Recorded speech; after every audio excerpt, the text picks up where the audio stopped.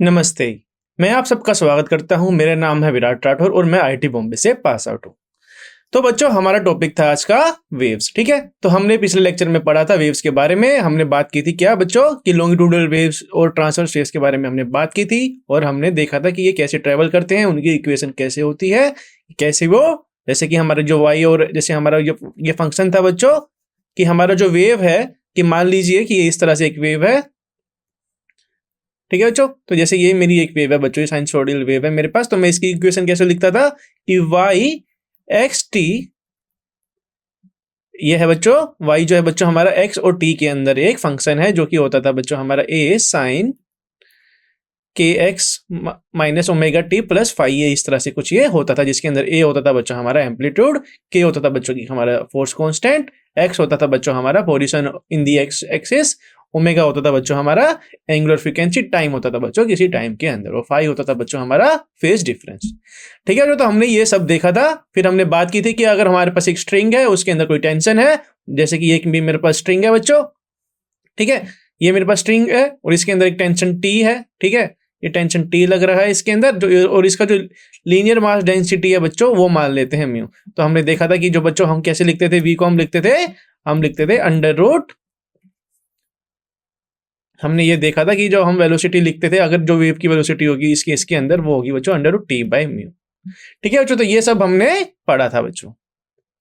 ठीक है, तो चलिए अब बात करते हैं बच्चों हम जब हमारा क्या हो, जब हमारे पास क्या हो, जैसे कि हम बात करेंगे हम अब, जैसे कि हमारे केस देखा था हमने स्ट्रिंग के केस के अंदर, तो हम बात करेंगे जैसे कि हमारा कोई मीडियम है, जैसे हमारा एयर मीडियम है, जैसे हमारा वो लिक्विड मीडियम है, सॉलिड मीडियम है, उनके बारे में हम बात करेंगे कि उन चीजों के अंदर, ऐसे मीडियम के अंदर जो है हमारी वेव किस तरह से ट्रेवल करेगी बच्चों। ठीक है, चलिए शुरू करते हैं। The elastic property that determine the stress under the compressional stress is the bulk modulus of the medium defined by. तो बच्चों क्या होता है, जो हमारा बल्क मॉडुलस होता है, जैसे कि हमको पता है बच्चों, जैसे कि हमारा सॉलिड के केस के अंदर होता था कि ये जो हमारा यंग मॉडुलस होता था बच्चों, यंग मॉडुलस ऑफ इलास्टिसिटी, हमको क्या लिखते थे, स्ट्रेस अपॉन में स्ट्रेन लिखते थे हम।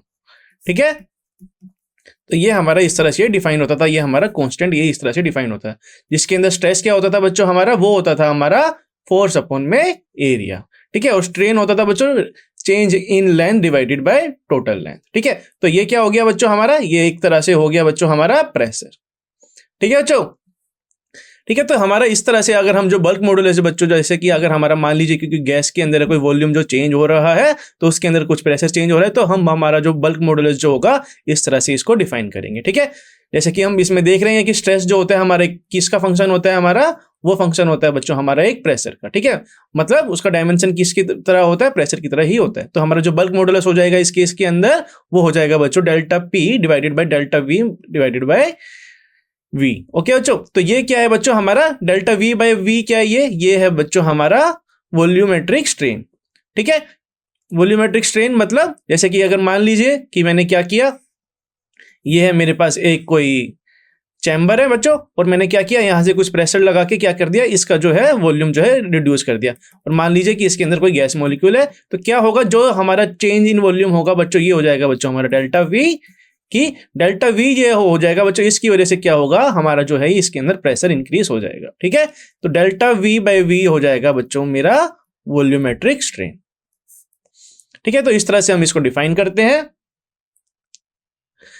Thus if and are considered to be only relevant physical quantity, तो बच्चों अगर हम देखेंगे वेलोसिटी की, अगर जो हमारा रहेगा, अगर मैं उसको इस तरह से लिखूं, बल्क मॉडुलस के फॉर्म में लिखूं जो हमारा कांस्टेंट है, ठीक है, तो उसके फॉर्म में लिखूंगा तो मैं तो लिखूंगा कि C under root B divided by rho, जिसके अंदर सी है बच्चों हमारा कांस्टेंट। ठीक है, where as before it under determined constant from the dimension analysis, तो बच्चों डायमेंशन एनालिसिस से हम इस तरह से इसको लिख सकते हैं कि जो वेलोसिटी है वो डिपेंड करेगी हमारे किसके ऊपर, हमारे बल्क मॉडुलस के ऊपर और उसके डेंसिटी के ऊपर। ठीक है, तो the exact derivation show that the general formula of longitudinal wave in medium is v is equals to under root bulk modulus divided by density.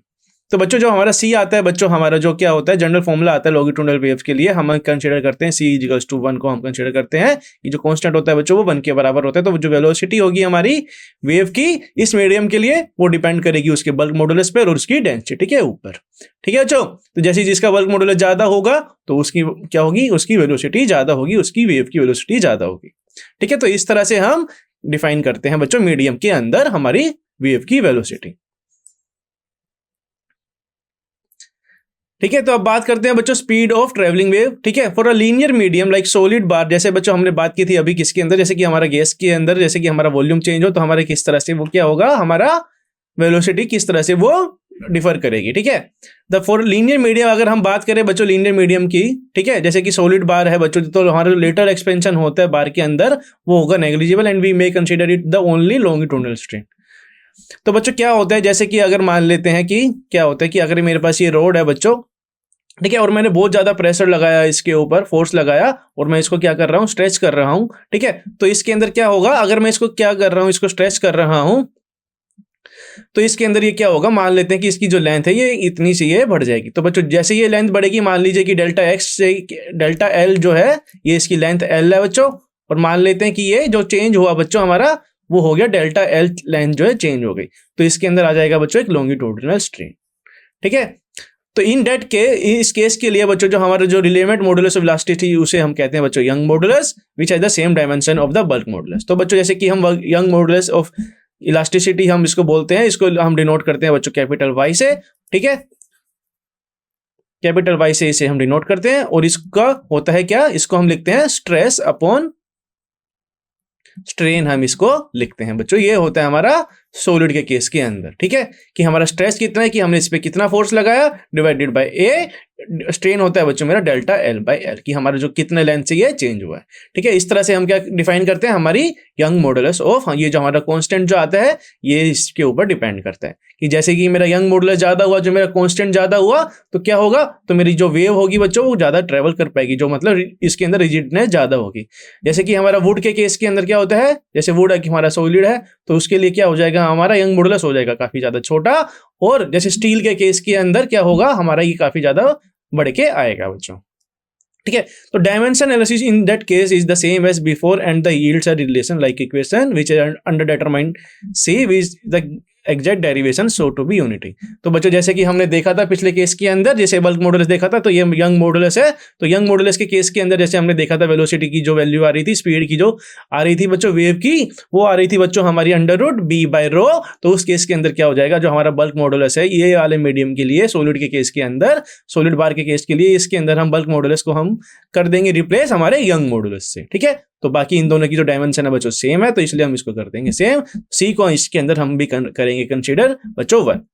Liquid and solid generally have higher speed of sound. जो बच्चों liquid और solid होते हैं बच्चों हमारे, उनके पास क्या होता है, ज्यादा स्पीड ऑफ साउंड होती है, कि उनके अंदर जो होता है, जैसे कि हमको पता है कि अगर मेरे पास एक ये रोड है, ठीक है, और एयर है बच्चों, तो जैसे एयर है गैस है, तो गैस के अंदर से होने के कंपैरिजन के अंदर जो हमारी जो क्या होगा, जो हमारी वेलोसिटी जो ट्रेवल करेगी रोड के अंदर वेव की वो ज्यादा होगी, क्योंकि इसके अंदर यंग मॉडुलस ज्यादा होगा। ठीक है, this happen because there are much more difficult to compress than gas and so much have higher value of bulk modulus.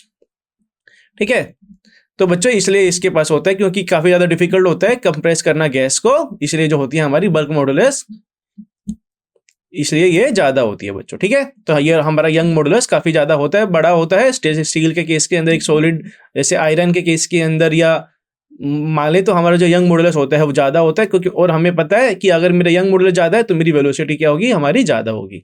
ठीक है, तो लेकिन बस हमारे गैस के केस के अंदर क्या होता है, जो हमारी बल्क मॉडुलस होती है उसकी वैल्यू होती है कम, इसलिए उनकी जो वेलोसिटी है होती है उस मीडियम के अंदर वो होती है बच्चों कम।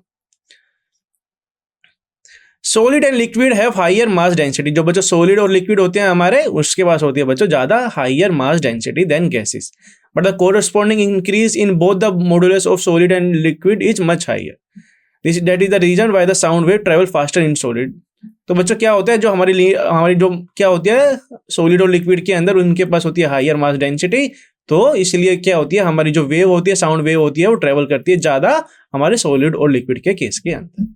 ठीक है, क्योंकि उसके अंदर होगा जो हमारा यंग मॉडुलस होगा, जो हमारा कांस्टेंट होता है बच्चों स्ट्रेस अपॉन वेव स्ट्रेन, जैसे कि हम देखते हैं वैसे वॉल्यूमेट्रिक स्ट्रेन देखो, या तुम देखो कोई चेंज इन लेंथ का देखो बच्चों, तो जो हमारा लेंथ का स्ट्रेन देखोगे तो वो हमारा ये कांस्टेंट ये डिफाइन करता है, और ये डिफाइन करता है बच्चों हमारे, जैसे बी हमने देखा था बी बाय रो, इसको हम लिख सकते हैं ये हो गया बच्चों हमारा लिक्विड का केस के अंदर, और ये हो गया बच्चों मेरा सॉलिड के केस के अंदर।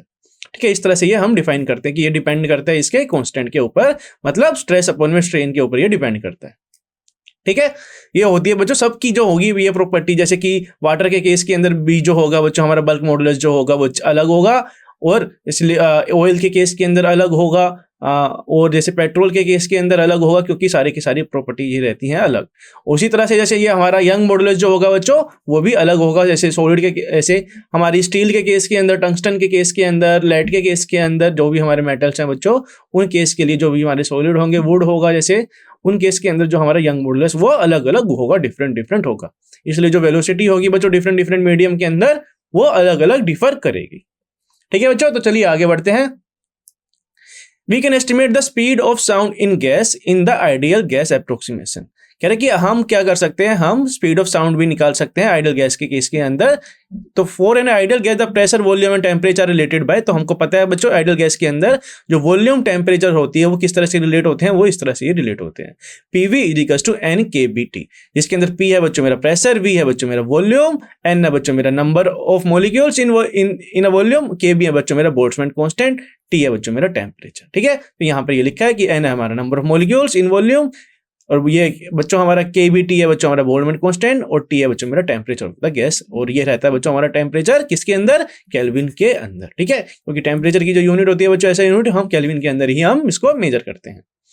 ठीक है, तो इसके अंदर हम क्या देखने को मिल रहा है कि PV जो है बच्चों हमारा डिपेंड कर रहा है टेम्परेचर के ऊपर। तो हम मैं क्या करूंगा इसके अंदर में मुझे क्या मिलेगा, एक वॉल्यूमेट्रिक स्ट्रेन मिलेगा, क्योंकि जो हमारा ये चेंज होगा, जैसे मेरा प्रेशर चेंज होगा तो वॉल्यूम चेंज होगा, अगर मैं वॉल्यूम चेंज करूंगा तो प्रेशर मेरा चेंज होगा। ठीक है, इस केस के अंदर हम देखेंगे कि गैसेस के केस के अंदर क्या होगा हमारा, कि जो वॉल्यूमेट्रिक स्ट्रेन आएगा, जो प्रेशर का डिफरेंस आएगा वो क्या होगा। ठीक है, तो मैं क्या कर रहा हूं, अगर मैं मान लेता हूं फॉर एन आइसोथर्मल चेंज के अंदर क्या होता है, वो जो हमारा डेल्टा T होता है वो 0 होता है, मतलब टेम्परेचर इसके अंदर हमारा चेंज नहीं होता।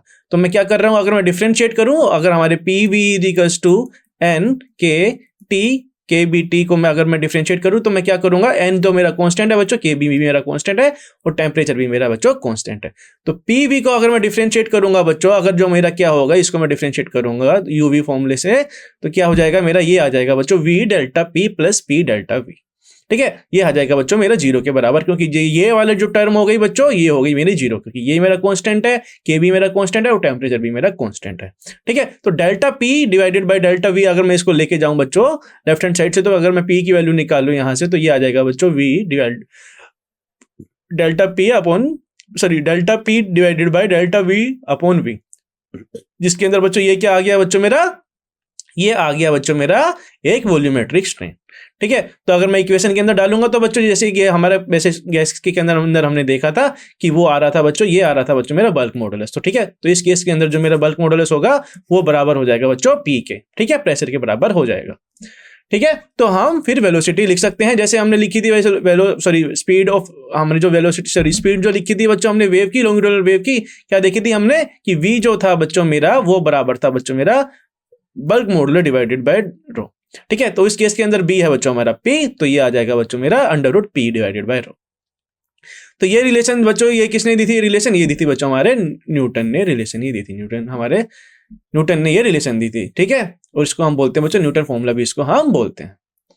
ठीक है, तो चलिए आगे बढ़ते हैं।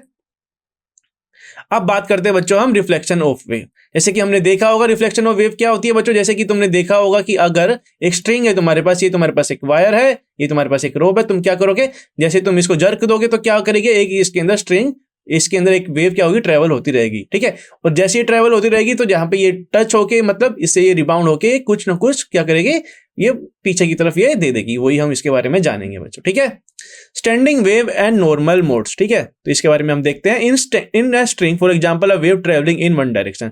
जैसे कि बच्चों अगर मेरी एक स्ट्रिंग है और जो वेव है बच्चों ये इस डायरेक्शन के अंदर जा रही है, will get reflected at one end which in turn will travel and get reflected from the another end। तो जैसे ही बच्चों ये ट्रैवल करेगी, ये इधर आएगी, ये इधर आएगी, इधर आएगी, जैसे ही इसको क्या करेगी, हिट करेगी, तो ये वापस से ट्रैवल करना शुरू हो जाएगी। ठीक है, ये पहले इस डायरेक्शन के अंदर जा रही थी, फिर ये इस डायरेक्शन के अंदर आ जाएगी रिफ्लेक्ट होने के बाद। Which in turn will travel and get reflected from the other end, दूसरे एंड से वो क्या हो जाएगी, रिफ्लेक्ट हो जाएगी। This will go on until a steady wave pattern is set up on the string, और ये तब तक होगा बच्चों अगर हम एक अच्छा पैटर्न इसके अंदर हम दे देंगे। सच वेव पैटर्न आर का स्टैंडिंग वेव, और इन वेव पैटर्न को हम बोलते हैं बच्चों स्टैंडिंग वेव या स्टेशनरी वेव। ठीक है, चलिए आगे बढ़ते हैं। तो अगर अब मैं मैथमेटिकली देखूं बच्चों, हमारी जो इक्वेशन होगी, जो हमारी स्टैंडिंग वेव की जो इक्वेशन होगी उसको मैं लिखूं, तो क्या देखेंगे हम, तो see this mathematically consider a wave travelling along the positive axis. तो मान लेते हैं कि जो हमारी वेव है वो ट्रेवल हो रही है positive direction of the x axis. ठीक है, इस तरह से वो ट्रेवल हो रही है बच्चों। ये मेरी रोप और मैंने कर दिया इसको जर्क, और ये ट्रेवल हो रही है बच्चों इस डायरेक्शन के अंदर। ठीक है, तो ये रिफ्लेक्ट हो जाएगी wave and a reflected wave of same amplitude and wavelength in the negative direction of the x axis। ठीक है, और ये कह रहा है कि एक मेरे पास वेव आ रही है बच्चों इस तरह से, जिसका है बच्चों एम्पलीट्यूड सेम, पर ये ट्रेवल हो रही है बच्चों नेगेटिव डायरेक्शन में। ठीक है, एक वेव जा रही है बच्चों मेरी इस डायरेक्शन के अंदर, दूसरी जा रही है बच्चों मेरी इस डायरेक्शन के अंदर। तो दोनों की इक्वेशन हमको दी गई है, ये बच्चों मैं मान रहा हूं y1, इसको मैं मान रहा हूं बच्चों y2। ठीक है, तो दो वेव है मेरे पास, हमने क्या किया, एक स्ट्रिंग को लिया, एक फ्रेंड तुम्हारा इधर खड़ा हुआ है, तुम इधर खड़े हुए हो, तुमने क्या किया, एक दोनों ने एक दूसरे को जर्क दे दिया। ठीक है, मतलब एक इधर ये स्ट्रिंग के ऊपर जर्क दिया, इसको हिलाया, तो क्या हुआ, इसके अंदर वेव बन जाएगी। तो ये ट्रैवल कर रही है बच्चों इस तरह से, ये ट्रैवल कर रही है इस डायरेक्शन के अंदर, और ये ट्रैवल कर रही है बच्चों इस डायरेक्शन के अंदर। ये मान लेते हैं y1, और ये है बच्चों मेरी y2। ठीक है, ठीक है, from equation with phi equal to 0 we get, अगर मैं फाई 0 मान लूं बच्चों की हमारा फेज डिफरेंस जो है 0 है, तो मैं क्या लिखूंगा बच्चों, हमारी इक्वेशन y1 की इक्वेशन क्या हो जाएगी, हमारी जनरल इक्वेशन क्या होती है, वो होती है बच्चों y1 xt का हमारा फंक्शन है a sin kx minus omega T. ठीक है, तो ये क्या हो रही है बच्चों, हमको यहां से क्या पता लग जाता है, kx माइनस ओमेगा टी, मतलब जो हमारा जो डायरेक्शन है ये पॉजिटिव डायरेक्शन में ये जा रही है। ठीक है, और इस केस के अंदर y2 जो है बच्चों हमारा वो है बच्चों a sin kx plus omega T. ठीक है, ये जा रही है बच्चों नेगेटिव डायरेक्शन, मतलब एक्स एक्सिस के ये नेगेटिव डायरेक्शन के अंदर ये ट्रेवल कर रही है। तो क्या होगा बच्चों, एक टाइम के बाद क्या होगा, ये क्या होगी, जैसे कि ये वेव इधर आई और ये वेव इधर आई। ठीक है, तो किसी टाइम के बाद क्या देखने को मिलेगा कि ये दोनों वेव जो हो जाएंगी ये मिल जाएंगी। ठीक है, ठीक है, ये दोनों मिल जाएंगी, और उनका जो रिजल्टेंट होगा वो कैसे होगा ये हम देखते हैं। ठीक है, चलिए आगे बढ़ते हैं। जैसे ये बच्चों ये मेरा केस है, ये मेरा रोप है बच्चों, मैंने इसको क्या किया, एक जर्क दिया, और ये जो है वेव जो है ये इस तरह से ट्रेवल होने लग गई। ये ट्रेवल हुई बच्चों, ट्रेवल हुई, क्या हुआ, ये जैसे ही इसके एंड पर आई बच्चों, तो क्या हो रहा है, यहाँ पर हम देखने को मिल रहा है कि जो है ये उल्टी तरफ ये हो गया, क्योंकि पहले कर्व था बच्चों ऊपर की तरफ, पर जब ये जा रही है पीछे की तरफ, तो क्या हो रही है, मतलब रिफ्लेक्ट होने के बाद ये क्या हो रही है, अपना जो है डायरेक्शन चेंज कर दे रही है, और अपना शेप भी ये चेंज कर दे रही है। तो इस तरह से तुमने कभी ऑब्जर्व किया होगा बच्चों। ठीक है, तो ये है बच्चों मेरा रोप का केस, तो हमने वेव दिया इसको, ये जा रही है इस तरह से, और ये वापस इस तरह से जा रही है। ठीक है, The resultant wave of the string is according to the principle of superposition। ठीक है, तो अगर मैं बच्चों रिजल्टेंट ले लूं बच्चों, जो हमारा जो सुपरपोजिशन, अगर मैं दोनों वेव, जैसे कि अगर ये मेरी वेव इधर आ गई, ठीक है, और ये वेव जो है इधर आ गई, और जैसे मैं इन दोनों का सुपरपोजिशन लूंगा तो क्या हो जाएगा, मैं लिखूंगा कि एक मेरी नई वेव बन गई है बच्चों। मान लेते हैं कि ये एक नई वेव, हम मान लेते हैं कि इन दोनों के रिजल्टेंट से एक नई वेव बनी है, और उनको मैं अगर ऐड करूंगा, इनका लूंगा मैं रिजल्टेंट, वो क्या हो जाएगा बच्चों, y1 xt plus y2 xt। ठीक है, तो इस तरह से मुझे पता है कि y xt क्या है बच्चों, y1 xt है मेरा a sin kx minus omega T, ये जा रहा है पॉजिटिव डायरेक्शन के अंदर, और y2 xt है बच्चों, वो है बच्चों मेरा जा रहा है नेगेटिव डायरेक्शन के अंदर, और वो है बच्चों मेरा sin kx plus omega T. ठीक है, तो ये हमको एक रिलेशन मिल गई। ठीक है, हम इन दोनों को क्या करेंगे, इनको करेंगे सोल्व करेंगे, तो हमको पता है बच्चों कि ये क्या दिख रहा है हमको, ये a हमने बाहर ले लिया, एम्पलीट्यूड बच्चों हमारा दोनों का सेम है, और sin kx minus omega T plus sin kx plus omega T, ये अगर मैं इसको a मान लूं, इसको मैं b मान लूं, तो मुझे पता है बच्चों sin a प्लस b का फॉर्मूला क्या होता है, वो होता है बच्चों sin a plus b plus sin a minus b का फॉर्मूला होता है 2 sin a cos b। ठीक है, ये तुमको मैथ में तुमको नहीं ये सीखा होगा, नहीं तो तुम अगर तुमको नहीं सीखा होगा तो तुम आगे ये पढ़ोगे बच्चों अपने आगे के लेक्चर्स में। ठीक है, तो ये प्रॉपर्टी होती है बच्चों sin a प्लस b, जो होता है बच्चों ये हम इसको sin a plus b plus sin a minus b, उसको हम लिख सकते हैं 2 sin a cos b। ठीक है, तो अगर मैं इसका रिजल्टेंट लूंगा बच्चों, तो मुझे क्या देखने को मिलेगा कि ये है बच्चों मेरा a है बच्चों मेरा क्या kx minus omega T, b है बच्चों मेरा kx प्लस ओमेगा टी। ठीक है, तो मुझे ये जैसे ही मिलेगा तो ए क्या हो जाएगा बच्चों मेरा, ए प्लस बी, इन दोनों को मैं ऐड करूंगा, डिवाइडेड बाई 2 करूंगा तो के एक्स प्लस के एक्स, और ओमेगा टी से बच्चों ओमेगा टी हो जाएगा कैंसिल, तो मैं लिख दूंगा 2 साइन ए के एक्स, और जैसे ही मैं इसको करूंगा a माइनस बी तो इसको मैं माइनस करूंगा तो ये आ जाएगा बच्चों मेरा कोस ओमेगा टी। ठीक है, तो हमको क्या देखने को मिल रहा है कि हमारा जो है इक्वेशन जो आएगी बच्चों, जो रिजल्टेंट आएगी वो इस तरह से ये आएगी। ठीक है, तो ये हमको क्या बता रही है बच्चों, ये हमको इक्वेशन बता रही है हमारी वेव की, जो रिजल्टेंट वेव की जो इक्वेशन आएगी, तो जिसके अंदर हम देख सकते हैं कि ये जो है ओमेगा टी हमको ये डिफाइन कर रहा है, और जो हमारा जो एम्पलीट्यूड है वो भी चेंज करता रहेगा बच्चों, जैसे ही हमारा जो है पोजीशन जैसे चेंज होता रहेगा तो हमारा एम्पलीट्यूड भी ये चेंज होते रहेगा। तो ये जो कि हमारा एम्पलीट्यूड कितना बता रहा है इसके अंदर 2a sin kx, और ये cos ओमेगा टी। ठीक है, चलिए आगे बढ़ते हैं। Note that the important difference in the wave pattern described by the equation, the term kx and omega t appear separately। तो बच्चों kx और omega t हम देखते थे कि हमारी जो इक्वेशन के अंदर वो आती थी, जैसे कि kx माइनस ओमेगा टी, ये हम इस तरह से ये लिखते थे। ठीक है, पर हमने क्या देखा कि जो हमारी के एक्स माइनस ओमेगा टी हम इस तरह से लिखते थे, या प्लस हो जाता था हमारा प्लस या माइनस। ठीक है, तो हमने इस केस के अंदर हम देख रहे हैं कि जो के एक्स और जो ओमेगा टी है बच्चों हमारे अलग अलग आ रहे हैं, नोट इनका कॉम्बिनेशन नहीं बन रहा है जैसे कि एक्स माइनस ओमेगा टी के अंदर बनता था। तो जो बच्चों हमारा एम्पलीट्यूड है बच्चों वो क्या है, वो एम्पलीट्यूड है बच्चों मेरा 2a sin kx। ठीक है, मतलब ये जो चेंज हो रहा है पोजीशन के रिस्पेक्ट में ये चेंज हो रहा है। ठीक है, thus in the wave pattern the amplitude very from point two point. जो बच्चों हमारा एम्पलीट्यूड है वो पॉइंट टू पॉइंट क्या करेगा, वेरी करेगा, but each element of the string oscillate with the same angular frequency. और जो हमारी जो फ्रीक्वेंसी होगी बच्चों वो रहेगी, एंगुलर फ्रीक्वेंसी रहेगी बच्चों ओमेगा की, वो इसी फ्रीक्वेंसी से करेगा ऑसिलेट। ठीक है, और उसका जो पीरियड होगा वो जो टाइम पीरियड वो भी सेम रहेगा। ठीक है, there is no phase difference, इसके अंदर कोई फेज डिफरेंस नहीं होगा between the oscillation of the different element of the way the string is a whole vibrate in a phase with differing amplitude. और जो बच्चा हमारी स्ट्रिंग होगी बच्चों वो वाइब्रेट करेगी फेज ऐसे, मतलब जैसे उनका होगा डिफरेंट एम्पलीट्यूड हो बच्चों, हर एक पॉइंट के अंदर उनका होगा different amplitude. The wave pattern in either moving to the right, और जो बच्चों हमने क्या देखने को मिल रहा है कि इसके अंदर जो हमारी जो वेव है ना तो वो राइट की तरह मूव करेगी ना वो लेफ्ट की तरह मूव करेगी, वो इसलिए हम उसको कहेंगे स्टैंडिंग वेव या स्टेशनरी वेव। ठीक है, ये वेव ऐसे होगी कि इस तरह से है, तो ये हो जाएगी बच्चों जैसे कि ये मेरी वेव है। ठीक है, ये ट्रेवल ना करके क्या करेगी, अपना शेप चेंज करती रहेगी बच्चों, जैसे ये है हमारा, तो ये हो जाएगी बच्चों इस तरह से ये हो जाएगी। ठीक है, तो बस ये क्या हो जाएगी, स्टेशनरी वेव हो जाएगी, इसको हम स्टेशनरी वेव या स्टैंडिंग वेव भी हम इसको बोल सकते हैं। ठीक है बच्चों, चलिए आगे बढ़ते हैं। The amplitude is fixed at a given location. तो बच्चों एक लोकेशन के अंदर हमारा एम्पलीट्यूड होगा fix, but as remarked earlier it different at different location. पर हर एक लोकेशन के लिए वो रहेगा डिफरेंट, क्योंकि हमने देखा था जो एम्पलीट्यूड था वो हम बच्चों मेरा था, वो था बच्चों मेरा 2a sin kx। ठीक है, तो बच्चों जो हमारा एम्पलीट्यूड होगा वो जैसे ही हमारा x चेंज होता रहेगा वो डिफरेंट चेंज होता रहेगा। The point at with the amplitude is zero, that is where there is no motion. जो बच्चों जहां पर एम्पलीट्यूड हमारा जीरो होगा, क्योंकि हम देख सकते हैं यहाँ पर होगा बच्चों जीरो भी होगा। ठीक है, तो जैसे अगर हमारा जो मोशन नहीं हो रहा है, हमारा एम्पलीट्यूड जीरो है उस केस के अंदर, तो हम क्या बोलेंगे कि वो पॉइंट क्या हो जाएंगे, हमारे नोड हो जाएंगे।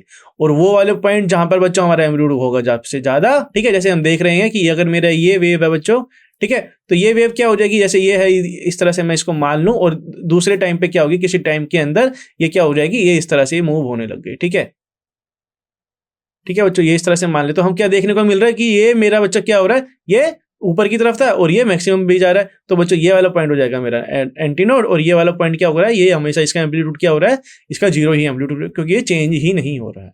तो इसके अंदर ये हो जाएगा बच्चों मेरा नोड, और ये हो जाएगा मेरा बच्चों एंटीनोड। ठीक है, जैसे अगर ये फिगर में तुम देख रहे हो कि ये मेरी एक्सटेंडिंग वेव है, तो बच्चों ये क्या कर रही है, अपनी शेप चेंज कर रही है। तो यहाँ पर हम देखने को मिलेगा कि यहाँ पर क्या हो रहा है, यहाँ पर कुछ ये ऑसिलेट नहीं कर रही, क्योंकि इस डायरेक्शन के अंदर तुम देख पा रहे होगे कि ये आगे या पीछे की तरफ नहीं जा रहा है। तो ये मतलब इसका एम्पलीट्यूड हो गया बच्चों जीरो, और ये जो ये वाला पॉइंट है बच्चों ये हो जाएगा बच्चों मेरा एंटीनोड। ठीक है, तो हमने ये डिनोट किया है नोड नोड नोड। ठीक है बच्चों, चलिए आगे बढ़ते हैं। The most significant feature of the stationary wave is that the boundary condition constrain the possible wavelength or frequency of the vibration of the system. The system can not oscillate with any arbitrary frequency constant with the harmonic traveling wave, but is characterized by the set of natural frequency or normal modes of oscillation. तो इसी तरह से बच्चों की जो होगा हमारा जो काफी अच्छा फीचर है बच्चों हमारे स्टेशनरी वेव का, वो होगा बच्चों की उसका जो वेवलेंथ और फ्रीक्वेंसी होगा क्या होगा, वो चेंज नहीं होगा। ठीक है, सिस्टम जो अगर हम जो हमारा जो सिस्टम कैन नॉट ऑसिलेट, तो हमारा सिस्टम ऑसिलेट नहीं करेगा दूसरी फ्रीक्वेंसी के लिए। ठीक है, जैसे हम देख रहे थे कि हमारी जो फ्रीक्वेंसी है वो अलग अलग हो रही थी। ठीक है बच्चों,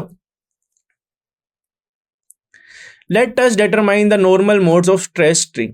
ठीक है, first from the equation the position of the node where the amplitude is zero. तो बच्चों जैसे वो वाले पोजीशन जैसे कि जिसमें मेरा क्या है, हमारी जो एम्पलीट्यूड जो हमारा जीरो है, तो हमें क्या देखने को मिलेगा कि अगर मेरा एम्पलीट्यूड जीरो है तो बच्चों हमने देखा था कि एम्पलीट्यूड था मेरा 2a sin kx कि अगर हमने दो इक्वेशन को किया इक्वेट, तो ये अगर मेरा जीरो है तो मैं इसको कर सकता हूँ बच्चों जीरो आउटपुट। तो जहां पर मुझे देखने को मिला कि kx जो आएगा बच्चों आएगा बच्चों जीरो के टर्म में, तो यह मतलब n पाई के टर्म में ये आएगा, क्योंकि हमको पता है कि जो साइन होता है बच्चों हमारा n पाई के टर्म, अगर n पाई के फॉर्म में हो, n पाई के मल्टीपल में हो, तो क्या होगा कि हमारा जो n पाई रेडियन हो, तो हमारा जो होता है साइन kx जो होता है वो जीरो होता है। ठीक है, तो n कुछ भी हो सकता है, 0 1 2 3 अप टू n इन्फिनिटी तक। तो यहाँ से मुझे क्या देखने को मिलेगा कि जो k हो जाएगा बच्चों मेरा, वो आ जाएगा बच्चों मेरा 2 पाई बाय लैम्डा। ठीक है, तो यहाँ से मैं क्या लिख सकता हूँ, kx को मैं लिख सकता हूँ n, मैं इस तरह से इसको लिख सकता हूँ बच्चों। ठीक है, x equal to n lambda by 2। ठीक है बच्चों, तो मैं अगर यहाँ से इक्वेट करूंगा तो बच्चों x की वैल्यू हमारी आ जाएगी एन लैम्डा बाय 2, जैसे मेरा n चेंज होता रहेगा, और n है बच्चों मेरा 0 से लेके इन्फिनिटी तक, ये वेरी कर रहा है। चलिए आगे बढ़ते हैं। Clearly the distance between any two successive node is l by 2। बच्चों दो सक्सेसिव नोड के बीच हमको क्या मिल रहा है, उनके जो इनके बीच का जो डिस्टेंस है वो है बच्चों लैम्डा डिवाइडेड बाय 2। लैम्डा बच्चों मेरा है wavelength. In the same way, the position of anti node where the amplitude is largest is given by the largest value of। तो बच्चों जैसे कि हम अगर एंटी नोड के बारे में बात करें तो वहां पर क्या हो रहा है बच्चों, हमारा एक हो रहा है लार्जेस्ट वैल्यू, मतलब जो हमारा साइन की जो वैल्यू होगी बच्चों, क्योंकि हमको पता है कि जो साइन की जो वैल्यू होगी, साइन थीटा की जो वैल्यू होती है बच्चों, वो मैक्सिमम होती है बच्चों 1। ठीक है, तो मैं साइन के एक्स को पुट करूंगा 1, तो मेरा के एक्स जो आ जाएगा बच्चों वो आ जाएगा बच्चों एक्स साइन बच्चों कब होता है बच्चों 1 पाई बाय 2 के ऊपर। ठीक है, तो n टाइम्स ये क्या हो जाएगा, अगर मैं के एक्स को पुट करूं बच्चों, एक जनरल टर्म लिखूं इसकी, तो ये हो जाएगा बच्चों n प्लस 1 बाय 2 पाई, और n हो सकता है बच्चों मेरा कुछ भी 0 से लेके अप टू इन्फिनिटी तक। तो यहां से मैं देख सकता हूं कि जो अगर मेरा k तो बच्चों है 2 पाई बाय लैम्डा, अगर मैं ये पुट करूंगा तो मेरा क्या आ जाएगा, x आ जाएगा बच्चों, इस टर्म के अंदर ये आ जाएगा। ठीक है बच्चों, तो x मेरा इस तरह से ये डिफाइन हम इसको कर सकते हैं कि जो हमारा एंटी नोड कहां पर होगा। ठीक है, अगर मैं पुट करूं 0 तो आ जाएगा बच्चों मेरा x लैम्डा बाय 4। तो ये लैम्डा बाय 4 पॉइंट पर क्या होगा, हमारा एंटी नोड बन रहा होगा, जहां पर हमारा मैक्सिमम होगा, काफी मतलब जो हमारा जो एम्पलीट्यूड होगा वहां पर वो मैक्सिमम होगा। ठीक है बच्चों, चलिए आगे बढ़ते हैं। Again the distance between the any two consecutive node, जो बच्चों दो जैसे कि हमने देखा था नोड्स के बीच के अंदर जो डिस्टेंस होता है, उनके दो नोड्स के बीच का डिस्टेंस होता है लैम्डा बाय 2, तो एंटी नोड के बीच के जो डिस्टेंस होगा वो लैम्डा बाय 2 ही होगा। Equation can be applied to the case of a stress string of the length L fixed at the both end. ठीक है, taking one end to be the x0, the boundary condition are that x equal to 0 and x equal to are the position of the node. बच्चों जैसे x मेरा 0 है कि मेरा जो node है वो चेंज नहीं कर रहा है, हमारा जो एम्पलीट्यूड चेंज नहीं कर रहा है, तो उसको मैं बोलूंगा बच्चों 0, कि मतलब हमको पता है कि अगर मेरा दो एंड फिक्स है बच्चों, कि दो एंड मेरा फिक्स है बच्चों, ठीक है, और ये इस तरह से ये ट्रेवल कर रहा है वेव, तो मुझे क्या पता लगेगा कि ये एंड तो बच्चों मेरा कभी एम्पलीट्यूड के अंदर ये आएगा ही नहीं, ये तो फिक्स है बच्चों, इसलिए इसको भी मैं बोलता हूँ ये होगी बच्चों मेरा 0। ठीक है, इसको मैं बोलूँ अगर x मेरा 0 है यहाँ पे, ठीक है, तो यहाँ पर क्या हो जाएगा बच्चों मेरा x हो जाएगा बच्चों मेरा l। ठीक है, तो ये है बच्चों हमारी condition x equal to note condition required that the length L is related by lambda. और बच्चों अगर मैं L को लिखूं तो वो हो जाएगा बच्चों मेरा, अगर मैं नोड के बारे में बात कर रहा हूं तो वो हो जाएगा बच्चों मेरा n लैम्डा बाय 2, जहां पर मेरा n 1 2 3 अप टू कुछ भी हो सकता है। तो ये बच्चों हमको बता रहा है पोजीशन हमारे नोड की। The possible wavelength of the stationary wave constrained by the relation, तो बच्चों हमारी जो रिलेशन आएगा बच्चों वेवलेंथ का वो आ जाएगा बच्चों 2L डिवाइडेड बाय n। ठीक है, और अगर मैं लिखूं बच्चों v को मैं लिखूं तो वो ये क्या हो जाएगी बच्चों, वेलोसिटी क्या हो जाएगी, ये हो जाएगी बच्चों मेरी nv डिवाइडेड बाय 2L। ठीक है, यहां पर n है बच्चों मेरा 1 2 3, we have 1 2 3 up to so on. We have thus obtained the natural frequency the normal modes of oscillation of the system. तो बच्चों जो हमको नेचुरल फ्रीक्वेंसी यहां से हमको मिल जाएगी। ठीक है, सॉरी ये है बच्चों मेरी फ्रीक्वेंसी, ये है बच्चों मेरी वेलोसिटी, और ये है बच्चों मेरा n, और ये है बच्चों मेरा length of the string. The lowest possible natural frequency of the system is called the fundamental mode of the first harmonic. तो बच्चों जो हमारा लोवेस्ट पॉसिबल नेचुरल फ्रीक्वेंसी होगी सिस्टम की, उसको हम बोलते हैं बच्चों कि वो होगा बच्चों मेरा फर्स्ट हार्मोनिक, मतलब उसको हम बोलेंगे पहला हार्मोनिक, ठीक है। जो लोवेस्ट पॉसिबल नेचुरल फ्रीक्वेंसी होगी उसको हम बोलेंगे बच्चों first harmonic. For a stretch string fixed at the either end it is given by V equals to V divided by 2L। तो बच्चों जो फ्रीक्वेंसी होगी बच्चों वो डिपेंड करेगी मेरी वेलोसिटी के ऊपर और उसके लेंथ के ऊपर, जो हमारी स्ट्रिंग की लेंथ है उसके ऊपर ये डिपेंड करेगी, ठीक है। जिसके अंदर हमने पुट किया बच्चों n equal to 1। The v is the speed of the wave, तो v है बच्चों मेरा speed of the wave determined by the properties of medium. तो बच्चों v जो हमारी जो है स्पीड है बच्चों, और वो डिटरमाइंड होगी कैसे, कि कौन कौन से वो मीडियम के ऊपर वो डिपेंड कर रही है। जैसे हमने देखा था कि लिक्विड के केस के अंदर बल्क मॉडुलस के ऊपर डिपेंड करेगी, और सॉलिड के केस के अंदर वो डिपेंड करेगी उसके यंग मॉडुलस के ऊपर, ठीक है बच्चों। तो चलिए आगे बढ़ते हैं। The n equal to 2 frequency is called the second harmonic. अगर बच्चों में n अगर मैं पुट करूं 2, तो मेरा जो आएगा बच्चों फ्रीक्वेंसी वो आएगी बच्चों, उसको हम बोलेंगे सेकंड हार्मोनिक। अगर n मैं पुट करूं तो उसका मैं बोलूंगा थर्ड हार्मोनिक, और उसी तरह से अगर मैं 4 पुट करूंगा तो उसको मैं बोलूंगा फोर्थ हार्मोनिक। इस तरह से वो चलता रहेगा, ठीक है। We can label the various harmonic by the symbol Vn, n equal to 1 2, ठीक है। तो इस तरह से हम क्या कर सकते हैं, अपने हमारे जो है हम हार्मोनिक को उसको हम सिंबल तरह से उसको यूज कर सकते हैं बच्चों, ठीक है बच्चों। तो हमने पढ़ा रिफ्लेक्शन ऑफ वेव के बारे में, हमने जाना फ्रीक्वेंसी के बारे में जाना। तो बच्चों आज के लिए इतना ही, हम मिलते हैं नेक्स्ट लेक्चर में। Thank you very much.